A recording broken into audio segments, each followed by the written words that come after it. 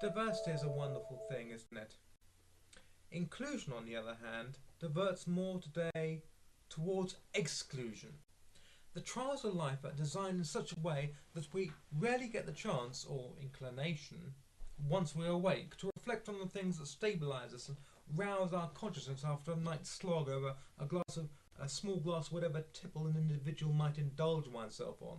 Inclusion doesn't stabilise our way of life so much as destabilise our thinking and segregate society to such an extent that we look at each other as aliens rather than celebrate our differences, causing an exclusion of external validity. An instrumental example of the sort of absurdity that brings inclusion today is when an airline ticket that was marked Rhodesia instead of Zimbabwe, by mistake, actually meets headlines as an important and notable event.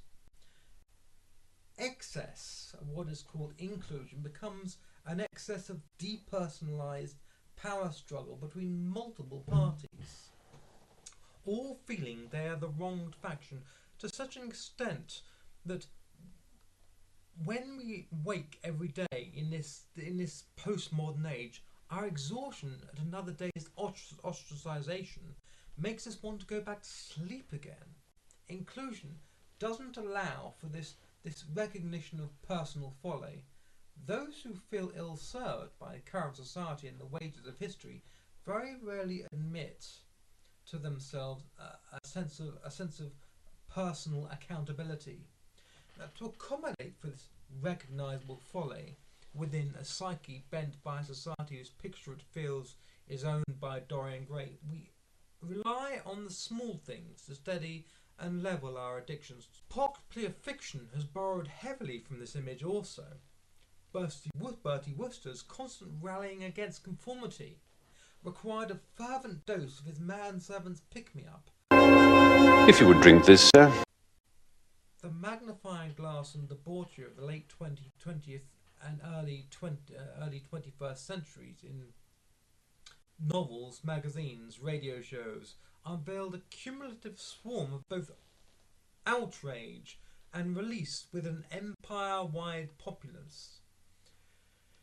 It said to people, it's okay to be reckless and opulent as long as you're prepared to pay the price. Nobody wins, Mr. Mackay, that's what's so tragic.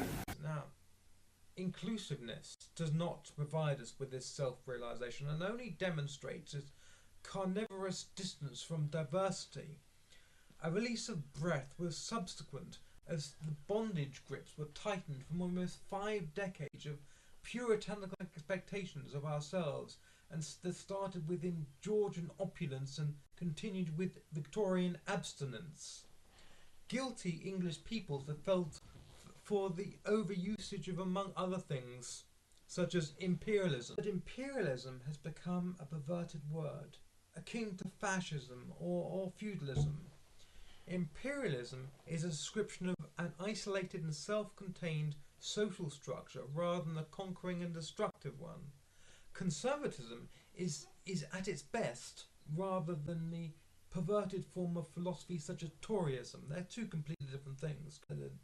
Toryism is sort of like it's like going forward with the days of old past, trying to change things and manipulate things and diversify when we don't actually need a diversification or inclusion into any great degrees such as we have them. Conservatism is to conserve things, to make things the same as they have always been, to maintain a degree of stability in life. They're two completely different things. We have Toryism. Conservatism is an old-fashioned form of that. But we celebrated and haven't stopped celebrating since the end of the First World War. However, what we failed to do is look behind us during the Victorian period and see what we left behind. And this is where the diversification and inclusionism has reared its ugly head, because, for instance, the state of Bahia in Zimbabwe's eastern Masalaland province and is plagued by droughts. Trump's administration, just recently, has pulled out of helping with all this, and we in England are left holding the baby as a result today.